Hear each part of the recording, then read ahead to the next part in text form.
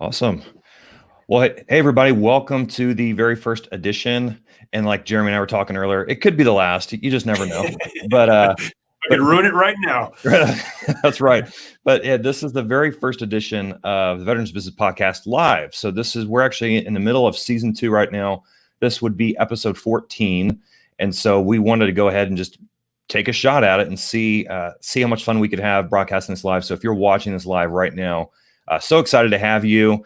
And two, it's a very unique treat, very unique opportunity that we get to do this live. And so thanks so much for joining. If as we're getting ready to get started, if you wouldn't mind, please share this out on your social media feed. So I'm streaming right now to Facebook, LinkedIn, YouTube, and Twitter. So if you're seeing this on any of those platforms, take a quick second. I promise you're not going to miss anything, but just take a quick second, paste it out, share it out, comment, tag people. That way we can have more friends join us. I think it'd be a blast. So if you're not going to catch us on the live, that's all good too. I'm just grateful for your listenership, for your viewership.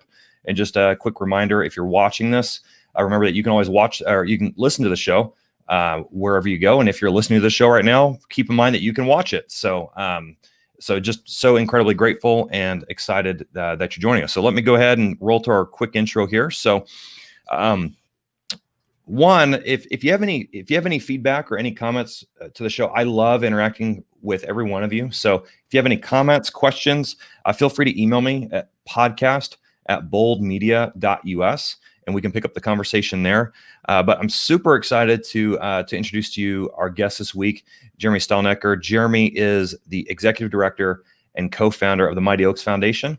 Mighty Oaks Foundation, they're a faith-based nonprofit dedicated to helping veterans recover from PTSD and trauma. So it's such a vital role that they play.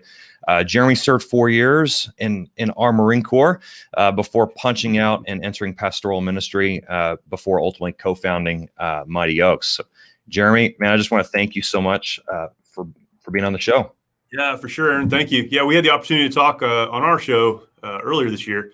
And that was cool. We've connected, and yeah, appreciate it. Thank you. Yeah. No, that it was a lot of fun. I actually got several comments about the foundation. I had a lot of people message me about like, oh man, how are you connected to Mighty Oaks Foundation? I'm like, hey, just Jeremy and I found each other, and nothing. But I say that to say like nothing but glowing remarks for the foundation, and so. Love the work you're doing. I can't wait. We'll obviously jump into that here in just a few minutes about what it is you do. But would love to turn the floor over to you though. Would love to hear a little bit about your story. Where'd you grow up? What motivated you to join the military? And give us a little bit of sense of what you did. Sure. I was raised here in Southern California. This is where the Mighty Oaks Foundation's headquarters is now, which I always tell people I spent my whole life trying to get away from here, and I ended up back here. So God is funny that way. That's great. But I was raised actually, again, ironically, I was raised about 15 minutes from where our office is.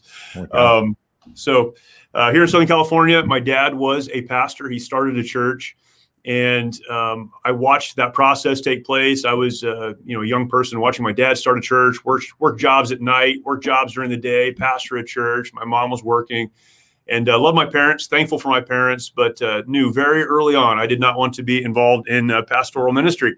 Nice. Watching that. So I went to my dad. I remember this conversation. It's probably like one of those pivotal moments in my life. Right. I was 14 years old. I was driving somewhere with my dad, and I've been worried about having this conversation forever. I said, "Hey, Dad, can I ask you a question?" "Sure, no problem." "Okay, here's the question. Would you be upset if I did not go into the ministry?" Because when you're raised in a pastor's home, for those that haven't been, that's kind of the family business. So everyone assumes, every old person that walks up to you when you're like 10 years old is like, someday you're going to be a great pastor, just like your dad. And so I asked my dad, would it be okay with you if I did not become a pastor, if I didn't go into ministry? And he said what pastor dad should say. He said, whatever God wants you to do, that's what I want you to do. I think that would be great, as long as God wants you to do that. And I said, I'm glad to hear that, because I think God wants me to enlist in the Marine Corps. He said, God does not want you to enlist in the Marine Corps. There's no way God wants that for you. And he was supportive, of course, but there were some things he asked me to do before that happened. One of those was go to college. Okay. And we had a family friend who said, if you're going to go to college anyhow, and you plan on ending up in the Marine Corps, why don't you go through a commissioning program? And that's what I did. So I went to officer candidate school in 1996, went into a commissioning program that pulled me into the reserves. It's called the platoon leaders class in the Marine Corps. So yeah. it's strange kind of a way to go through a commissioning program. So for 3 years, I was in that program. I was commissioned when I graduated from college, and then went into the Marine Corps. I served with 1st Battalion, 5th Marines, based out of Camp Pendleton, also here in Southern California. Couldn't get away. No. In fact, my first choice was not here, but this is where I ended up. And long story short, I ended up deploying with 1-5 in January of 2003 to Kuwait.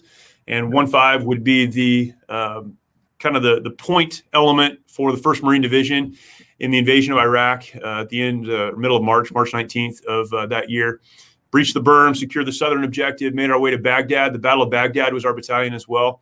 And then retrograded back. And my time was coming to an end. I had already made a decision, again, of all things, to transition out of the Marine Corps and into ministry. Nice. And so, God, again, has a sense of humor that way. So that's what I did. I came home January 1st, 2nd, got back to Southern California from Iraq, and transitioned out July 1st. I was working at the church. So wow. That was my transition. And, there's a lot to that. I could talk about that for a long time, but I was hired, I thought, really I was, to oversee projects, to do some project management stuff for the church, not a traditional ministry role where I'd be counseling and speaking and preaching and doing those things. Yeah. But quickly that became what I was doing. I started counseling, I started teaching, I started preaching, and I had never learned how to do any of these things. So learning on the job. And then for about a year, really struggled with a lot of things probably, but centrally my identity. I had been a Marine officer. I had led Marines in combat. Our battalion was the point for the division. My platoon had 84 Marines. We had a couple of platoons that had been pushed together. I was responsible for all of them. Wow. Navigated the battalion to Baghdad, which, is not a real big deal, but in my life at that moment, it was a pretty big deal. And now I'm working at a church trying to get volunteers to do stuff that they didn't want to do. Right. So I really struggled for that first year and kind of lost myself. I was extremely angry, went through a process of needing help and getting help, and turned a lot of that around. And in the process, walked away from the Marine Corps, did not want to interact or connect to Marines. I was thankful for my time in service. I was thankful for what I had done, but I just had a really hard time hanging on to that and moving forward at the same time. And so I walked away from that in a, kind of an emotional sense, I guess. Yeah. Putting that behind me and moving forward. And it wasn't for another almost 10 years before I reconnected with a handful of the Marines that I had served with, understood the need that existed. And I could talk more about that if you'd like for me to. Yeah. And then kind of got involved with what was becoming the Mighty Oaks Foundation. Wow. And started doing the work that we do today. So a long journey, and I feel like every day I'm learning something new, but it's a weird thing. And you speak to business owners, entrepreneurs, and people who are involved kind of on the ground of doing a lot of the things they're involved in. And I think when you're doing that, your story is always evolving. And I feel like my story has always been evolving. I've looked at the pieces of my life, growing up in a pastor's home, going to a pretty conservative college. I have a criminal justice degree that I've never done anything with, commissioned as a Marine officer, working at a church, and all of these kind of broken pieces. There's a piece here, a piece there, another piece over there. And how does all this come together? And over time, it has all really come together. And, I think your audience in particular understands how that works. And so it's been interesting and continues. So, yeah, no, I mean, it's a journey, and it's a story that I would argue just it never ends. As I like to say to people, it's like, hey, this is a success story in progress. It's we're still writing the book. We're still turning the pages, and every chapter is new and unique. And I mean, like I shared with you earlier, it's like, the journey that I'm on, right? It's like it's the entrepreneurship journey. It is the highest of highs, the lowest of lows. There's a lot of lessons learned. There's a lot of pain, a lot of struggle. But there's a lot there, though. And I think veterans specifically, if they can tap into that side of them that they had instilled to them as they were getting training, can really leverage that as a strength. Right. I mean, it's just two sides of the same coin, though. It can be a strength or it can be a weakness. Sure. As you know, I'll discuss with my wife, being stubborn. Hey, being stubborn is not always a bad thing, Right. but, Right. She might say otherwise. Yeah.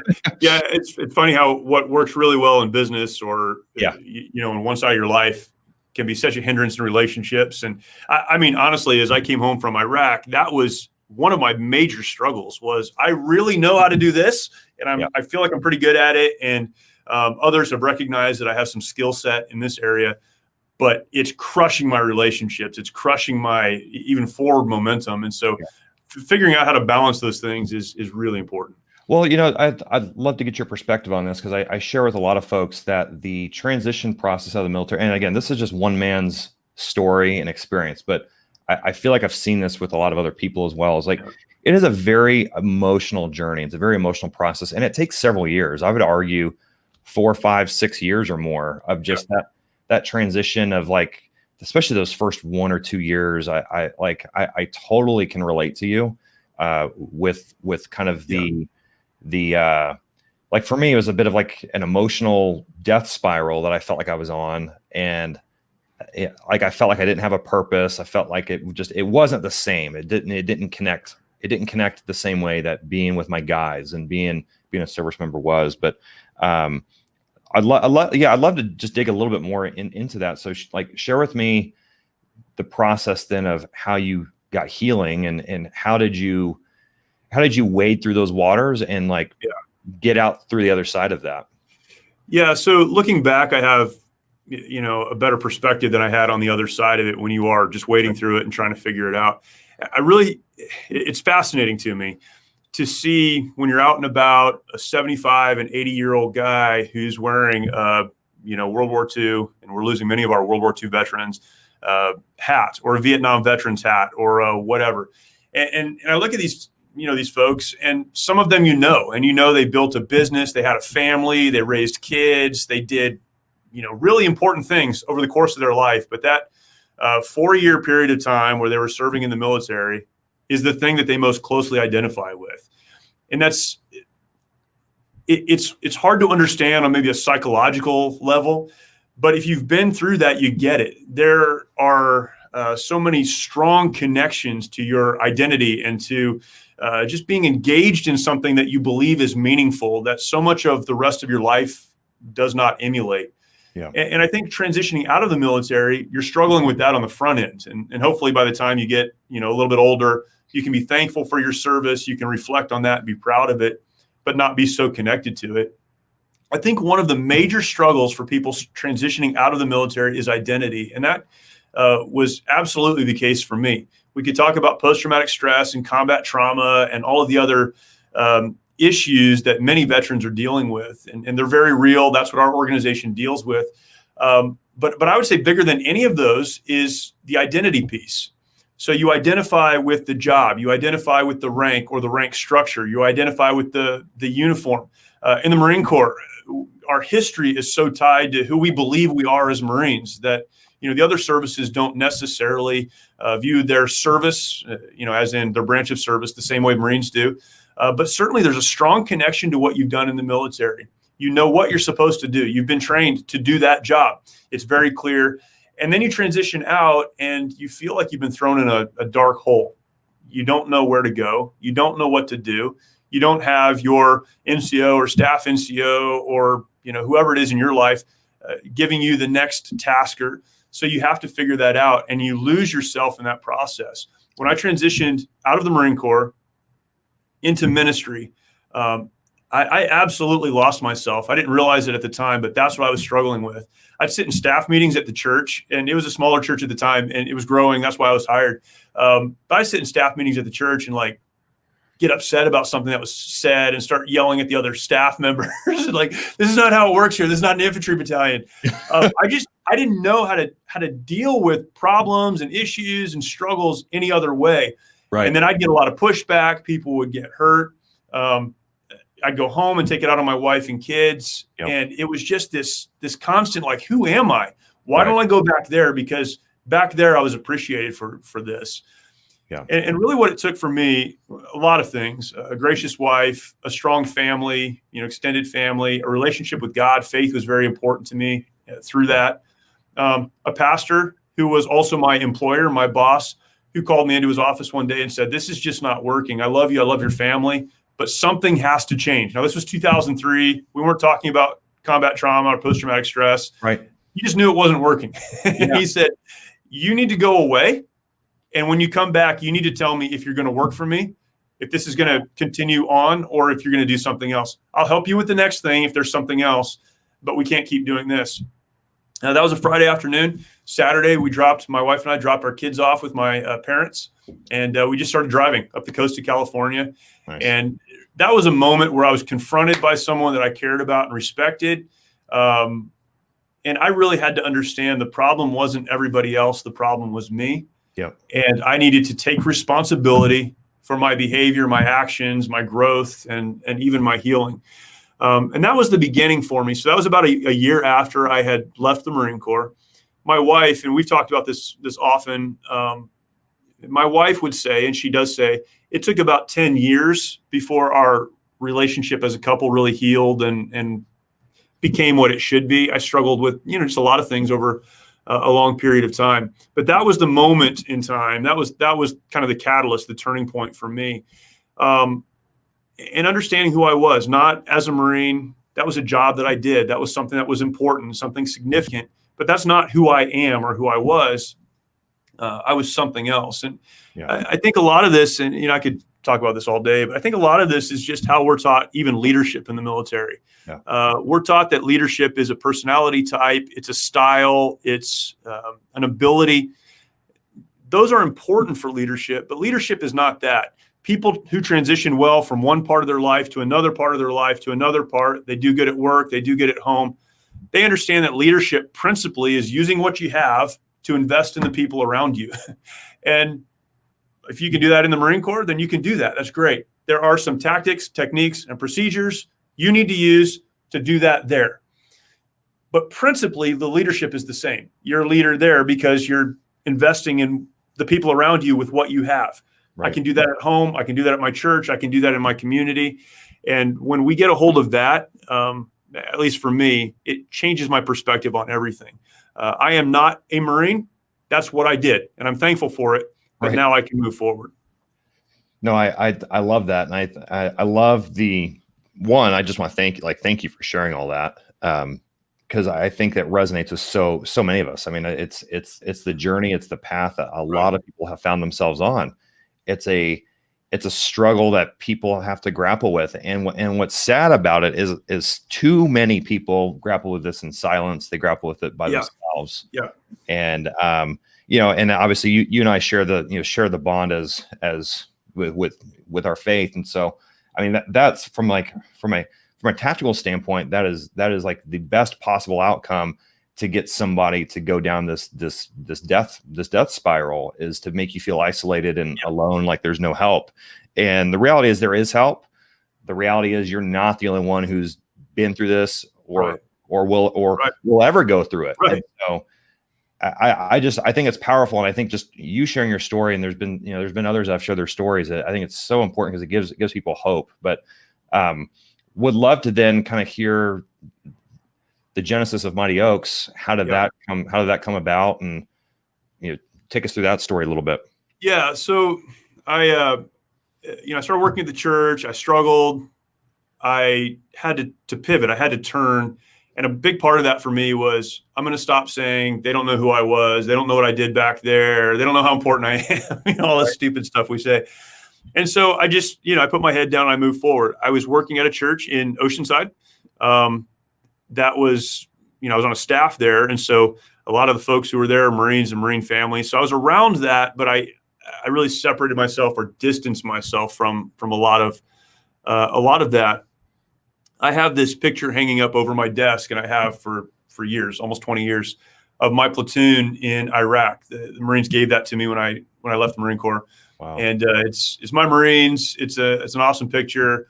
And I've always looked at that and been very proud of that. I brought those kids home.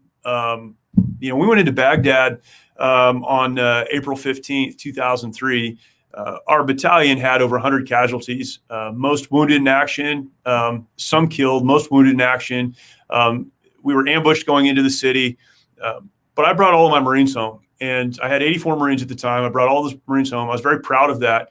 And so in my mind, as I kind of put my uniform in the closet and moved forward, I did my job. I took care of the people I was supposed to take care of, and I was done.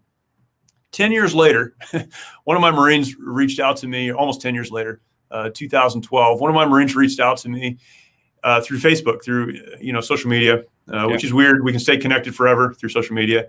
And he said, "Hey, sir, I met this guy. He's starting this organization. I don't know much about it. It's for veterans. It's faith-based. I'm not a Christian, but I know you are, so maybe you'd like to come." He said, "Find a few guys that you served with and bring them." So that was kind of like the whole conversation. Chad Robichaux, our founder, he and his family had just started the Mighty Oaks Foundation. They're trying to get it, kind of figured out and understand the best way to serve veterans. And the problem with veterans often is they're super cynical. And so he had an idea. He was having a really hard time getting veterans to connect to it. So that's how he reached out to the Marine that I served with, my friend Jeremy Mahon. He just said, "Hey, I need some people. Can you bring them?" And that's how I ended up there. So this is 2012. I met Chad. He was just starting Mighty Oaks. I was actually pastoring a church at the time. So I'd left the church where I was serving on staff. I was pastoring a church in the San Francisco area. And he said, "Hey, I'm trying to get this thing going, but I don't have the ministry experience. We're a faith-based organization, but I don't know how to contextualize all of that. Can you help me with this?" And I said, "Sure." We're just, again, getting started, just trying to, basically beg people to come. Right. But that week, I learned about Mighty Oaks and what, kind of the vision was there and the direction. Met Chad. He asked me to come and help. But I spent some time with about 10 Marines that I had served with. One night, we were sitting around a fire, just the group of us from our platoon. Nice. And I started hearing these stories. I hadn't talked to these guys in years. And I heard stories of Marines that I had served with, Marines that were in my platoon, having taken their lives.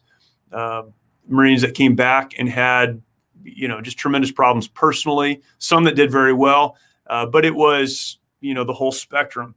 One of the Marines that was there, and we've, had some tremendous conversations since then, but he said, I hated you for almost 10 years. That's what he said to me. Like, "Oh, that's great. That's what you want to hear." Yeah. He said, "When you were leading our platoon, you were leading our Marines, you said you'd always take care of us, and you did, and you brought us home. And then you left, and we went back to Fallujah." So we rotated back. The Marines I served with that were still in, 7 months later, they were in the first battle of Fallujah. And he said, "I felt like you left us, that you abandoned us." Now, we know intellectually that's not true. I would not have gone back with them even if I had stayed in the Marine Corps, but he was expressing that's how I felt. And again, that wasn't the end of the conversation. He went on to say, "I understand now." And, we worked through that. But that was a moment in time where I realized that picture I have hanging over my desk that I look at and I'm so proud of. So many of those kids that I felt like I brought home, I walked away from on the other side, and that my responsibility to them did not end when I put the uniform back in the closet and walked away, that I still had a responsibility to them. So when Chad asked me to help him, I was all in. I didn't even know what that meant at the time. And I don't think he knew either. We were just trying to figure it out, and went from trying to do a few programs a year to, this year, well, not this year because of COVID, but next year we have 30 weeks of programming on our calendar. We'll have about 1,000 students come through. We've had almost 4,000 students come through our program, and we've spoken to about 150,000 through active duty, on active duty units and various conferences and so forth. So that transition for me, again, was really just understanding that service doesn't end when your DD-214, says it ended. It continues, and that's a big part of this for me. And so, getting to know you and getting to know what you do, and even kind of the focus of your podcast is so important for me, because I believe that veterans have to understand that that's a part of who they are, but it's a very unique part of who they are. 20 million veterans in the United States. If we would take care of each other and then use what we learned in the military to take care of others, we could change the world. And that's happening in some places, but For me, that was something it took a long time to understand, and finally I did, and hopefully we're making a difference. But that's kind of the genesis from one end to the other for me, and now we're just pressing forward. No, I mean it's an amazing story. I'm glad you kind of pivoted the conversation, and like I think you threw a joke in there, man, because you're like starting to get me tore up over here, man. It's a very, very powerful story, and it's amazing. It like just kind of look from the outside looking in at you, and like where you came from, where you've been through, and where you are now. It's like, yeah, I mean, this is perfect, right? It's the blend of ministry and it's the blend of veterans, and so you still have the connection to the military, but you're still living out ministry, and you're Right. like doing it all kind of wrapped into one thing, right? So, Yeah. Sorry. So then let's dive into the business just a little bit. We'd love to understand though, like, so there's a lot. I mean, there's like 1 million nonprofits out there, veterans nonprofits at that, and and so one. And I've spoken on this topic with a few other folks that have done nonprofits, and so like one of the biggest misconceptions I think people have is nonprofits are run like businesses. Like it's just a tax status. Yeah. But there are very unique challenges associated to nonprofits. And so, as comfortable as you feel, like would love to just understand from the nonprofit angle, what are some of the challenges? What are some of the things that maybe just folks looking from, a casual look from the outside just wouldn't completely understand as it relates to nonprofits? Yeah. So again, this is, there's a lot that could be said here. Okay, I'll start at the beginning then. Okay. 45,000 is the number of veterans nonprofits in the United States. I mean, that's a real number. Okay. Now that doesn't mean that every one of those nonprofits is solely dedicated to veterans, but 45,000 nonprofits in the United States would have somewhere in their mission statement or in their, their tax documents that they serve veterans. So this is not a space that is necessarily in need of just more nonprofits. So the question I think that, particularly in the veteran space, those who are starting nonprofits need to ask is why. I get asked regularly, probably weekly, by folks who are interested in starting a veteran nonprofit, how to do that. And a lot that goes into that. And they ask, what do I need to know? And I give the same advice every time. You need to know if there's another organization doing what it is you want to do. Right. And you have to really settle, do I want to run an organization or do I want an organization to exist? Yeah. Is there some need that I see that needs to be fulfilled or ministered to or met? Having a hard time with the words. There's a need that needs to be met. Or do I just want to run a nonprofit? Those are two different questions, and I think they drive people in two different directions. Yeah. If your goal is to simply meet a need, then I would recommend before you do anything else, find out if there is another organization doing what you'd like to do or meeting that need. And if there is, get involved with them. Start there and then see where that goes. Starting a nonprofit is like starting any other business. It's extremely challenging. It's extremely difficult. There are days when you wonder why we've done this. So Chad, our founder, and his family really started Mighty Oaks about a year before I came on board. Okay. And so they filed the 501, they got things going. And it took about that amount of time to figure out, how are we going to do this? And that's when I came, and that's when we started putting the program as it is now together. But in that process, he left a business that was, prosperous, and he was making money, and started into the nonprofit world where money comes from donations. And so if you're going to do that, just understand there's a price to be paid. I would also say that you don't need to leave the employment that you have, the thing that's paying your bills, to start a nonprofit. A lot of people think they do. I need to be all in. Yeah. You don't need to be all in. You need to be like, 20% in, get started, get it moving, see if anyone's going to get behind it. We would say there's a point at which your nonprofit is a hobby. So do it as a hobby for a while and figure out if there's something there. And if there is, then jump in, stop doing it as a hobby and push forward. because there's a lot to it. So yes, long kind of answer, but it's very much like starting a business, because it's starting a business. And with the 501 status as a nonprofit, there's some great things that come along with that. There's a lot of regulation that comes along with that as well. So you need some people who understand that. So the initial challenges are that it's just learning how the business runs, how to get it together, reaching out to donors, figuring out what that looks like, and how you're going to pursue that from an outreach standpoint. But then for us, one of the biggest challenges over the last 10 years has been growing through the stages of development. We went from Chad and myself and some volunteers. Now we are in 4 states. We run programs in 4 states. We have 16 full-time staff members. We have about 60 folks who work with us at any point during the year to run our programs. So we're a fairly large nonprofit, and we've grown into that.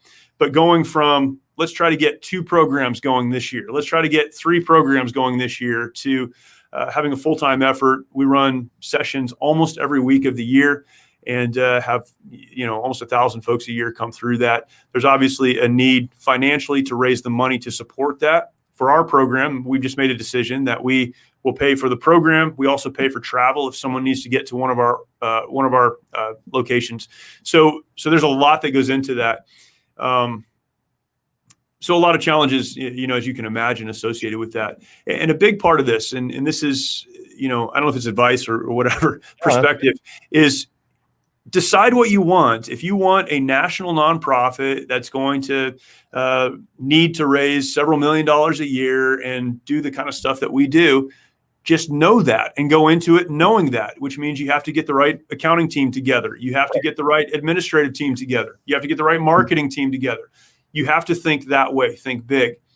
If that's not something you're interested in, you want to do fewer programs or a smaller thing, but do it well, do it efficiently, do it effectively, there is nothing wrong with that. But then scale your business, your organization to that end. Right. I think we were just trying to figure it out, but I think we thought small, let's do some, and then it got traction and took off. And so we've been trying to pivot, and we have, but it's come with some growing pains. Sure. So I don't know if that answers your question. It's kind of a shotgun blast, but that's some stuff. No, stuff. No, stuff is good. No, this is good. No, that's a fantastic answer. It's so true though, because I think that the question you asked at the beginning, I don't remember the question, but it was like, whether do you want to run a nonprofit, or do you want to see a nonprofit exist? I think that was the question you asked. Yeah. Do you want to meet a need? Right. Yeah. Sorry. Do you want to meet a need? Is it that you want to run something, or you want to meet a need that exists? Exactly. Right. Yeah. And so, I mean, that's a fantastic question, because if you want to meet a need, then chances are pretty high with 45,000 nonprofits. Yeah. That needs being met somewhere, somehow. And, find one that maybe aligns with your values, or your, just the way that you'd love to see it actually executed, and then dive into that. So then share with us. Then you mentioned getting traction, and again, I mean, this is probably a kind of a weird question, but it's always fascinating to see the point at which businesses then begin to grow. And so I think it's like a 2-part question. It's like, one, how long did that take? Like what year, or I don't know if it was in the terms of the business, like when did it actually start to take off? And then what was the mechanism for that? Like what happened? Yeah. Okay. So it's 2 parts, but they're connected, right? Right. Yeah. What we do and how we got traction is no different than any other business in the world. What we produce, if you will, if I can put it in those terms, what we produce is healing, hope, direction, purpose. That's what we produce. Others might produce, something else, some other product. But when you produce something that is effective, word gets out. Yep. We're working to convince people to attend our programs. We had some where a lot of people came and some where they didn't. The first year that I was involved, I think our goal was 4 sessions. 4 sessions. We call it sessions. That's a week. So people come to where we are one of our locations for a week. They spend a week with us. We teach them. We talk through trauma, combat trauma, life trauma, moving forward, et cetera. Nice. So we were trying to talk people into that. We get them there, all veterans at the time. And what many of them experienced with us was that even though they had been through other programs dealing with the same issues, we were approaching those issues from a different perspective, from a faith perspective. Whether they were believers or not, whether they ascribed to faith or not, they saw a contrast between what we were talking about and what they were living. They understood that if they would shift their own perspective and move forward into what they were created to be and to do, that their life could be different. Well, when change happens in a life, word gets out. And again, it's not different in any other business. When something effective takes place in your life, word gets out. And so for us, that's what happened. After really that first year of having those 4 programs, word got out. And we had to start scaling as an organization to deal with the applications that were coming in, because a man or woman would go home and they would say, I've tried everything. This thing works. You're my friend. I served with you. You're a family member. You need to go to this thing. You just give it a try. They'll pay for everything. It's not going to cost you anything. Go try it out. And it was producing something that works, that allowed that word of mouth to, really be put in motion for us. On the other side of that, I think it was 2014, we started working with the active duty military, specifically the Wounded Warrior Battalion at Camp Pendleton. Nice. We're a faith-based organization. They weren't telling people they had to come, but what we asked them for was send a staff NCO, send somebody just to watch what we do and see if it works. And they did. Sent a first sergeant and a gunny to one of our programs. They came, they saw it. Again, same thing. They went back and they said, you need to go to this thing. We can't make you, but you need to go. And so we started getting traction through that with the active duty community. Now, about half of our students would be veterans, half would be active duty service members. But that was it. And I could talk more expansively on that, but really what it boils down to is produce something that works, produce something that matters. It's a great question because, and I get worked up about this one, because we have people come to us that will say, how do you get some of the media that you get? How do you get some of the funding that you get? How do you get this? How do you get that? How do you do this thing and that other thing? And they're looking for the formula that's going to, 1 + 1 will equal whatever it is they want. And, I'll tell them hard work, 16-hour days, struggling to make it happen, trying to figure it out, trying to communicate, spending 5 days at a session where you're basically working 24 hours a day throughout that 5 days, trying to walk through, the darkness of people's lives with them and get them to the other side. Produce something that works, and then you have something to market. I think a lot of times people are trying to market an idea, market a concept, market something they really believe is going to work, having not actually produced it. And, Chad, is very good. I don't know if you're familiar with him. I don't know if you met him, but if you haven't, you need to. But Chad is very good at communicating what is working. So we dug in and started making something that worked, and he did a great job, and our team has, of communicating what's working. And so when that happened, then there's traction.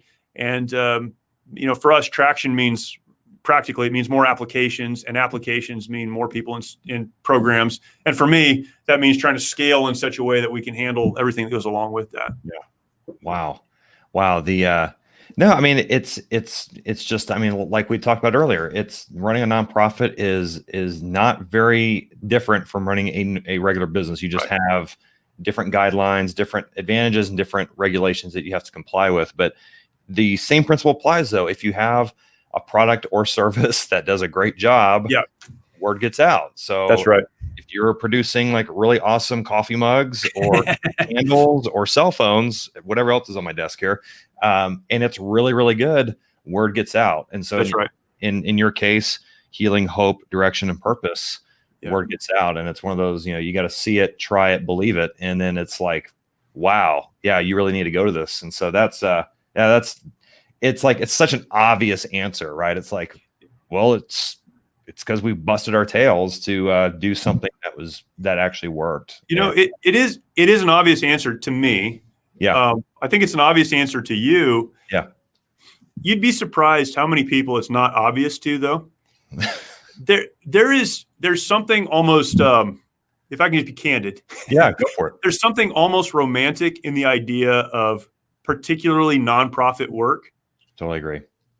And it doesn't take long realizing that you can't pay the bills because people don't understand what you're trying to do. So they're not going to give their money to it.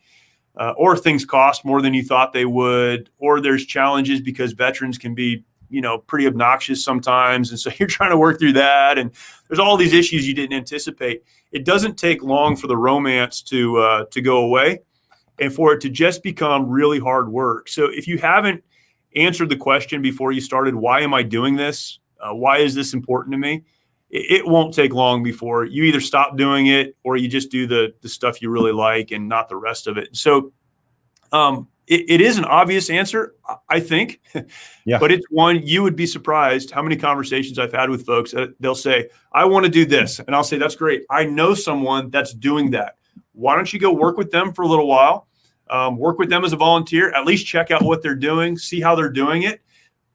Take what they're doing and do it somewhere else if that's what you need to do, but at least check that out. And they'll say, no, I really want to do this on my own. That's the romance of the idea that's not about the work. And if you're not interested in doing the work, you're really going to struggle with, with the ups and downs of this life, which is awesome. And it is awesome, but it is a lot of work. It is. Yeah, for sure. And I think it's a brilliant question. Why am I doing this? It's one of those you need to sit alone with yourself for quite a while and reflect on that one for just a few minutes. Okay, so we've really, I think I've got the two more kind of business oriented questions. But so you mentioned it several times, but for folks that attend the program, there's zero cost to them. So the obvious question is then, how's the company funded? Yeah. We are funded entirely through donations, which is awesome. And those donations are everything from $5 a month given online, $25 a month is very common, to some significant donors who have come along and said, we really appreciate what you're doing and we want to support that. So it's kind of everything. And we're constantly, I mean, this is the fight on my end, is funding. And people, again, people get real weird about that. Well, a nonprofit should be, 90% programs versus overhead and a lot of stuff that to me is just not practical. If you want to really reach into, the community and do something nationally, you have to raise a lot of money. You have to hire a lot of people to make that happen. Yeah. And so we do it through fundraising. And again, that's a major effort. As we've grown, Chad has primarily focused on that aspect of it, relationships and fundraising. I focus primarily now. At one time, we were kind of working on all of it. Now I focus primarily on the organization itself and managing and growing the organization because that's so important. That's the fuel in the tank that keeps the engine running. Yeah. But it's again, it goes back to and this is a question I get asked: how do you get large capacity donors or high capacity donors? How do you do that? Communicating that what you're doing is working. I'll tell you what large donors like. They like to invest their money in something that they can point to that is working. Yep. And it's not an idea. There are a lot of veterans organizations to give to. I believe that many veterans organizations are about explaining that there's a problem. They're awareness organizations. Veterans are killing themselves, families are broken, et cetera. There's nothing wrong with that. Right. But what people like to give their money to is solutions. Yeah. So understanding there's a problem, communicating that there is a solution. And in our case, this is, for us, the solution. There are other aspects of that, but this is what we do. We're focused on the solution, not raising awareness and communicating that well. And that's brought some, a few thousand donors along that have really helped us make that happen. And it's been incredible to see. There are a lot of folks who bemoan where we are as a nation. And I know we're struggling in a lot of areas, but there are a lot of very patriotic, very grateful Americans that are willing to get behind supporting the men and women who have served us. Yeah. No, it's fantastic. Fantastic. I mean, that's obviously the lifeblood of the business, is being able to to attract donors, That's right. like you said, being able to point to success. And people want to invest in a winning team, right? They want to know that their money is going to good use. And when you can point to specific outputs of Right. the success stories and the case studies, it's like, well, that's a no-brainer. How much you need, Jeremy?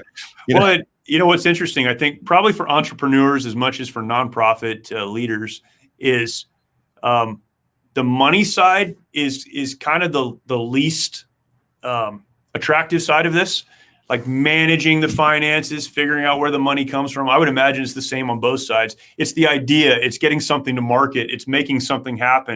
And if you do that, the money will come. Well, the money will come when you focus on it, but you have to realize that, particularly on the nonprofit side, raising money is not the enemy. If you can't do it, you can't do the thing that's important to you. And there's absolutely nothing wrong with that. Right.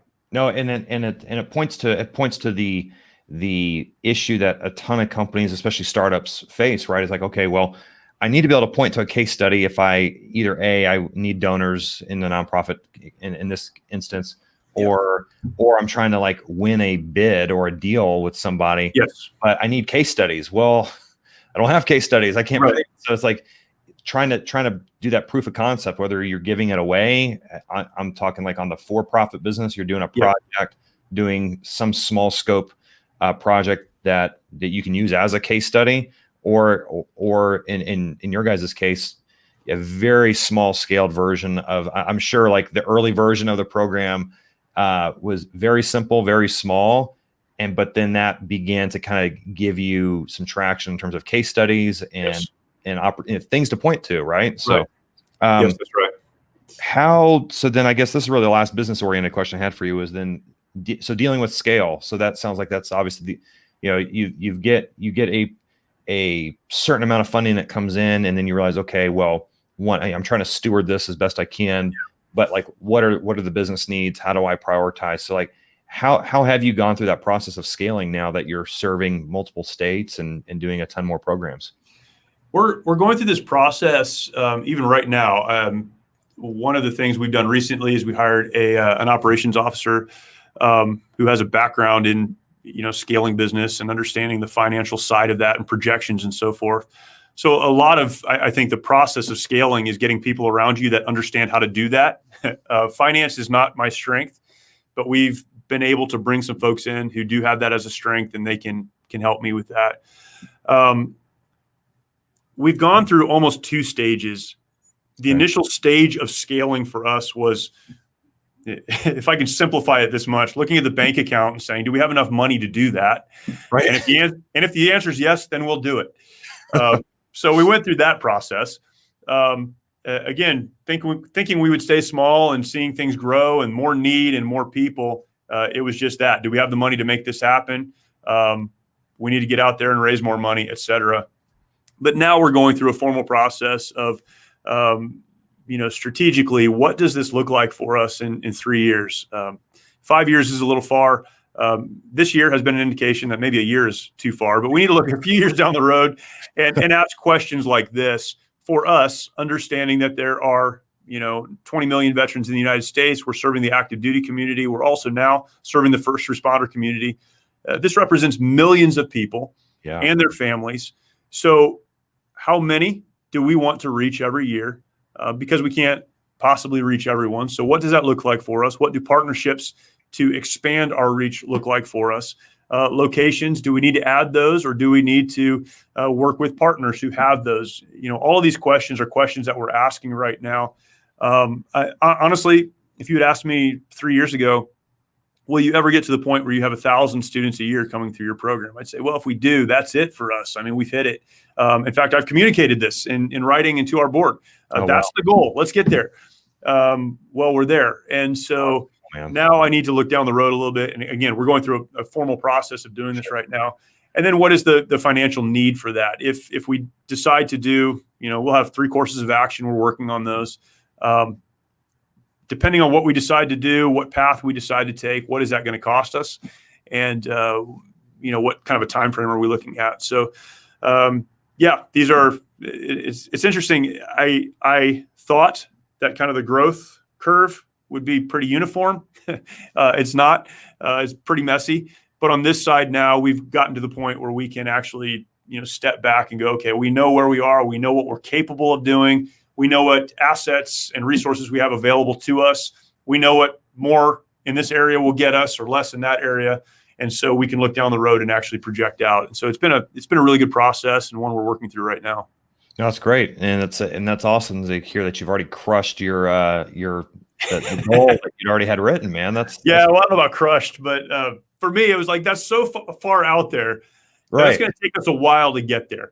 Yeah. And again, the need, I don't know if it increases, but it certainly exists. And when people find a place for help and healing and so forth, they come to us, and our donors have stepped up. And so it's been possible to meet that need. That's fantastic. And you've probably already answered this question, but I'd love to understand from you though, what's been one of the biggest challenges that you, either personally or through Mighty Oaks, but what's one of the bigger challenges that you guys have had to face that maybe you didn't anticipate, and then how were you able to cope with that challenge as an organization? Sure. Yeah. I think the scaling part, was just something I didn't anticipate. I didn't understand it. I read a lot. I've read a lot of books on this and on growth and on all these things. The challenge though is everyone has a gift set, and in order to scale an organization or a business from very small to something much larger and all that goes into that, your singular gift set is probably not going to be enough. You are good at one thing or another. Thankfully, Chad and I have very different giftings, and so we've been able to work together on that. But there are some blind spots that we share, and so going through the process of scaling, you don't necessarily have enough money to hire the people you need to get to the next step. So you have to constantly be evaluating and constantly making decisions and constantly going through the frustration of just the mess of moving forward. And that's why, I said earlier, you kind of have to decide what you want. I mean, if there's a demand, then meet the demand. Sure. But if you don't care about growing into a national organization that's doing whatever, then don't. It's okay. Do what you're good at, do what you're gifted at doing, and be okay with that. And if you change somewhere along the way, you say, we've got something here that others could use, then grow to that. But it's a messy process. And I think probably that's something I didn't anticipate. And how did we get through it? You just keep your head down and keep moving forward and just trust that you're doing what God wants you to do. And when you're starting, you don't have anything to lose. So just keep pushing and see where you end up. But then hiring the right people has been, probably the biggest thing we've done right. We have an incredible team of gifted people who make it happen. And that's really how we've overcome a lot of the obstacles we've had to deal with. Yeah. Wow. That's terrific. Share with us then. So if somebody is interested in learning more about the program, how do they get in touch with you? How do they sign up? What does that journey look like? Yeah. MightyOaksPrograms.org. That's our organization's website, MightyOaksPrograms.org. You can learn about the program and fill out an application there, and then our team will get back with you. Again, doesn't cost anything to attend, doesn't cost anything to get there. We'll cover travel, and we have programs going on all of the time, just about. So we'll figure out a time that works for you. Also on our website, if you just want to get involved with Mighty Oaks financially or pray for what we're doing, that'd be great too. You can find that out on the website, or connect with us on social media. We put out a lot of content on social media, a lot, maybe too much, but a lot. Yeah. Facebook, Instagram are the two primary places you can find us as an organization, and I'm on both of those as well as Chad, our founder. So, keep in touch with what we're doing, watch what we're doing, and let us know if we can do anything to help you. Yeah, no, that's terrific. And you basically eliminate a ton of the excuses why someone would say I can't go. I mean, the only thing I guess they got to figure out is how to get off of work for about a week. And right. That's really the only obstacle. And then otherwise it's all taken care of. For every one of your listeners who are involved in business, who will say something like this to themselves, you need to have skin in the game. People need to invest in order to get get healing, et cetera. I know they're saying it because I've been told that probably 10,000 times. We have wrestled and wrestled and wrestled with this, particularly paying for travel. That's one of our largest items on our budget is paying for flights.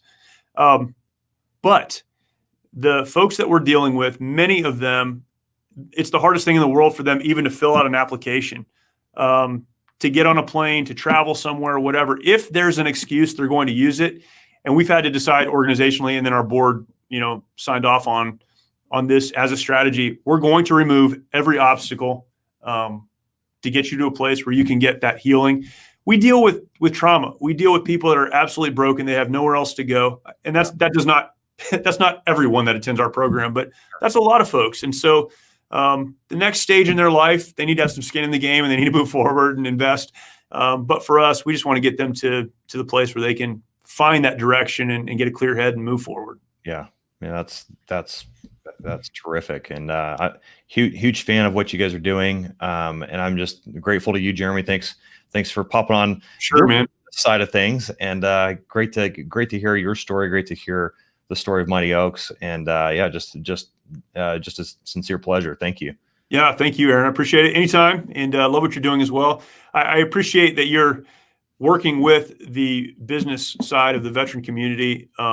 We could change the world. I mean, we could. Veterans could change the world if we just stand up and do some really important stuff. And so I appreciate what you're doing as well. Yes, sir. Yes, sir. And so, yeah, I think that concludes the show. I will do for those that are watching, just and I guess I'll have to cut this out, but yeah, I'll do the whole outro here in a minute. But no, man, thank you. Thanks so much, and we'll be in touch here soon. Sounds good, man. Thank you. Appreciate it. All right, Jeremy. Thanks, man. See ya. Yes, sir. Man, what an amazing episode. I can't believe, one, I'm doing this live, but two, it was just so much fun chatting with Jeremy. I loved the story of the nonprofit. I loved especially hearing his own unique story of his struggle, his experiences, and the things that had led him to doing Mighty Oaks. And so I think that was fantastic. And obviously working with Chad as one of the co-founders there of Mighty Oaks, but a terrific program. Obviously what they're doing is making a tremendous difference. So I would encourage you, if this is like tugging at your heartstrings and you feel like, man, I need to go, this is something that I think would help me and change my life, then freaking do it. Like you need to go do it and figure out what you're going to do with employment for that week, but figure it out. I think it's there's enough case studies, there's enough people you can talk to show that it does work. It is worthwhile. And they're removing just about every other obstacle or excuse why you couldn't go. So anyway, I'm just thrilled. I am incredibly grateful and thankful for you for watching this, for listening to this. And I can't wait to talk to you and see you again soon. See ya.